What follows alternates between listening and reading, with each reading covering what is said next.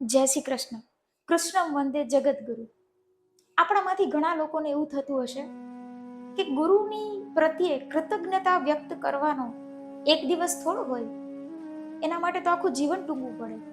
સાચી વાત છે, પણ તમે મને કહો કે છેલ્લે તમે તમારા જીવનમાં જેને ગુરુ માનો છો એને ક્યારે કૃતજ્ઞતા વ્યક્ત કરી હતી? આપણે આપણા રૂટીનમાં એટલા બિઝી થઈ જઈએ છીએ કે આપણને કૃતજ્ઞતા વ્યક્ત કરવાનું, કોઈને થેન્ક યુ કહેવાનું યાદ આવતું જ નથી, અથવા તો આપણે ટાઈમ કાઢી શકતા નથી.